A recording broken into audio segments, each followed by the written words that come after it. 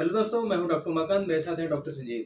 दोस्तों, आज का हमारा टॉपिक है, एक सवाल कई बार बार पूछा जाता है, ये निकल के आता है कि पाइल्स में कितनी बार छारसूत चेंज किया जाता है। तो इसी का समाधान करने के लिए हम लोगों ने आज का ये वीडियो बनाया है।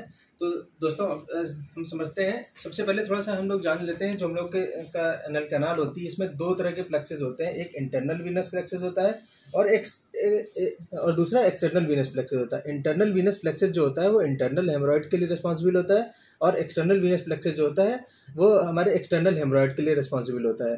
अब जब भी हम लोग लाइगेट करते हैं, जो इंटरनल हेमोरॉइड होता है उसी को लाइगेट करते हैं। जैसे कि एक इमेज आपको इधर दिख रही है, अब उसमें हम लोग और डिटेल में बात करते हैं। जैसे आपने देखा कि इसमें इंटरनल हेमोरॉइड को लाइगेट करते हुए दिखाया गया है। इंटरनल हेमोरॉइड लाइगेट केवल एक बार छाछूत लाइगेट किया जाता है। जैसे एग्जांपल मैं आपको लाइगेट करके दिखाता हूँ। जैसे मान लेते हैं कि हमारा ये इंटरनल हेमोरॉइड था, इसको ऐसे होल्ड किया, यहाँ पे इसको होल्ड करके यहाँ पे लाइगेट कर दिया। अब इससे लाइगेट एग्जांपल में मैं आपको एक फिंगर लाइगेट करके दिखाता हूँ। जैसे मान लेते हैं ये हमारी 5 फिंगर थी, एक फिंगर में हमने छाछूत को क्या कर दिया, ऐसा लाइगेट कर दिया। एग्जाम्पल में ये लाइगेट कर दिया।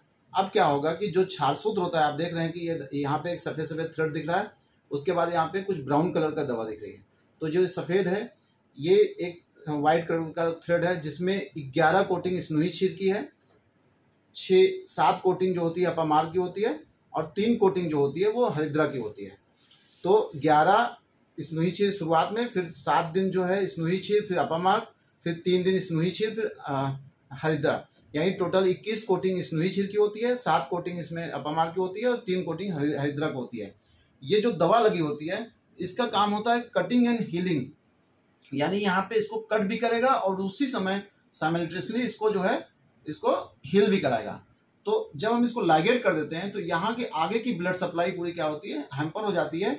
यहाँ पे चूंकि ब्लड सप्लाई हैम्पर होने की वजह से नेक्रोसिस शुरू होती है, और ये पूरा एरिया यहाँ से वो कट के निकल जाता है। तो इसी तरह जो है ये पूरा हमारा जो छारसूत्र है, एक इंटरनल हेमोरॉइड को एक बार केवल लाइगेट करने में ही इसको पूरा कट के निकाल देता है, और लगभग एक हफ्ते में ये अपने आप ही शेड ऑफ हो जाता है। ये भी ये जो हेमोरॉइड हम लोग बांधते हैं, हेमोरॉइडल मास होता है, ये एक हफ्ते में लगभग कट के निकल जाता है। सिर्फ सिंगल एक बार लाइगेशन करना होता है। कुछ लोग क्वेश्चन ये पूछते हैं कि डॉक्टर साहब पाइल्स में कितनी बार धागा बदला जाता है।